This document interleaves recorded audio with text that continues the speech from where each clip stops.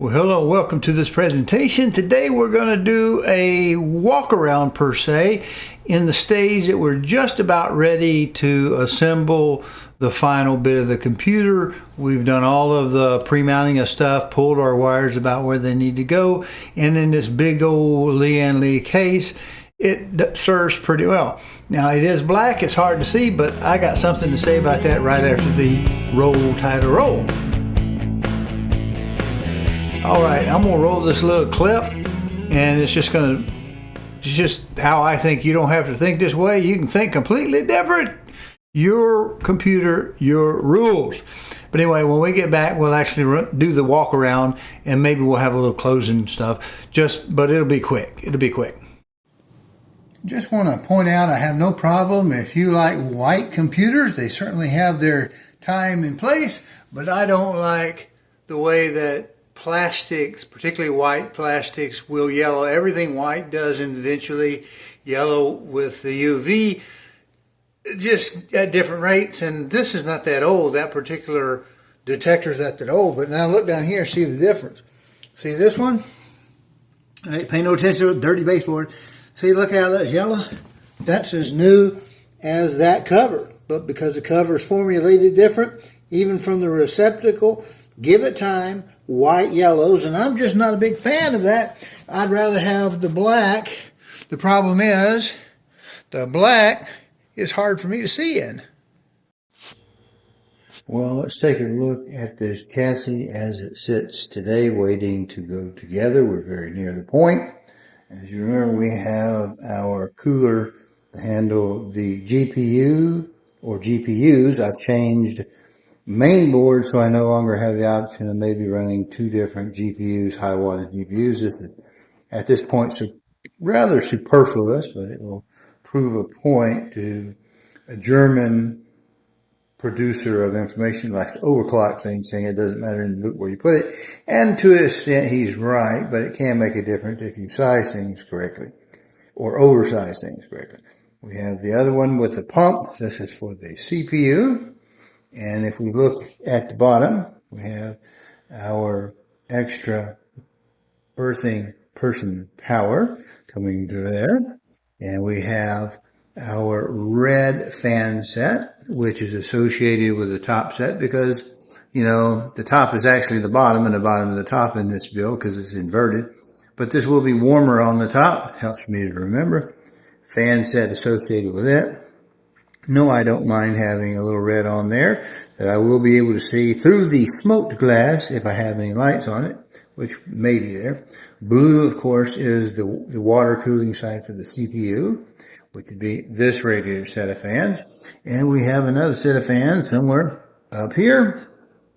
I have shrink wrap green for the bottom, which should be the top on most normal orientations.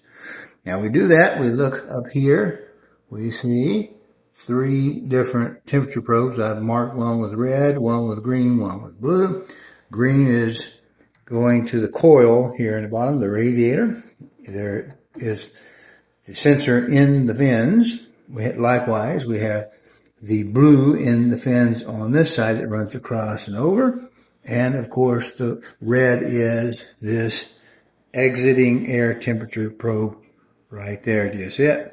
At that point, it'll measure the outgoing air. That's new this year as far as I can tell. Maybe they've had other units that had it. It's new to me. Running around the box, that's those. We have our 4 serial ATAs here. They are color-coded, red on the top inside, blue on the bottom inside, green is on the bottom as well, and the black is just by itself. The other one up top.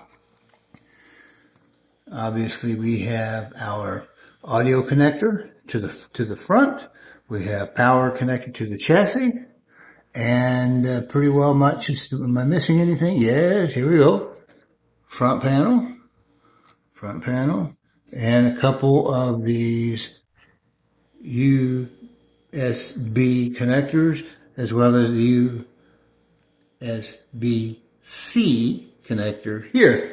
The red and black wires, well, they're just kind of hanging there for color. I guess they go to the pump. That's Molex power. Now to the back side, we have obviously spots for 3 serial ATAs or 2.5. Won't use them most likely. We use these 2 pull-out bays. Come around, there's that red. It's the data. Not that you couldn't unplug a drive and figure out what it is, but I'm there. I'm going to mount it anyway. 1 top, 1 bottom. Power from the top of the main board, which would be PCIe the extra. These 2 PCIes are going to SATA power and to the Molex power. The only thing I have that's Molex is the water pump. It tucks in there, I think, nice and neatly with, necessary straps. It's hard to see black, which is why we like it. Plus, black will not turn yellow in a while. Now, we're not going to go over the water loop here, but as you can see, we have the main board. It will be going in upside down because this is a reverse build given the shape of the desk. So, we have our water blocks for our Gen 5 PCIe. We also have a water block for our CPU. Power supply is this Corsair RM1000, which is, with today's new Intel processors, we've certainly given up headroom for power to GPUs. If you like this content, please go to calldeltosell.com, find the tab that says on YouTube, click it, and it'll open up a page of QR codes. There you can use a smartphone to scan and get to the YouTube page, or you can just mouse over and click it on a PC. There you'll be able to subscribe to this little button over here and click the notification bell so that YouTube will notify you. Thank you. With today's new Intel processors, we've certainly given up headroom for power to GPUs. I'm not going to do a lot of AI, so I don't imagine it'll make that much difference one way or another to me. I've got more than enough chassis to go into the future to replace the technology of the main board, processor, memory, whatnot. So 8400 there on the 2 RAM stick, 48 gigabytes there. Couple of builds there in the NVMe's underneath the shields we will get to in future videos. So there we have it. Pretty quick walkthrough.